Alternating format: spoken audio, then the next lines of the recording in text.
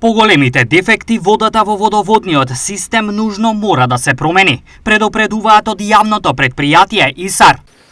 При настанување на поголем дефект во различни делови од градот, нормално е да дојде до минимално краткотрајно заматување на водата, меѓутоа со самото испуштање на самите славини и чешми на домаќинствата, тоа се избегнува.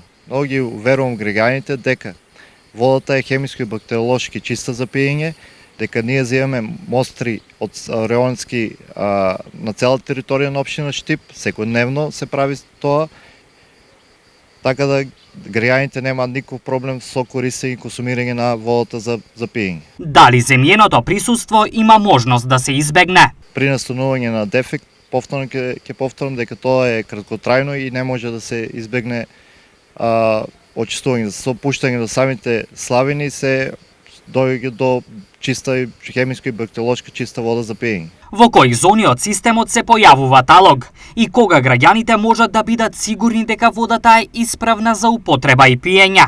Јавното предпријатие ИСАР секојдневно на разни мерни точки зема мостри, се испитува водата и таа е хемиско и бактериолошки чиста. Сето ова носи одредени ризици, но тие воглавно се однесуваат на употребата на машини за перење алишта, миење садови и филтри за вода. Во таков случај нивната употреба треба да се одолжи за кратко, сугерираат стручни лица. Најмногу што може во такви случаи апаратот да побара прочистување на филтрите кои се наменети за тоа, што вештите корисници го прават сами. Секако во ретки случаи можни се и други проблеми. Објаснуваат стручни лица.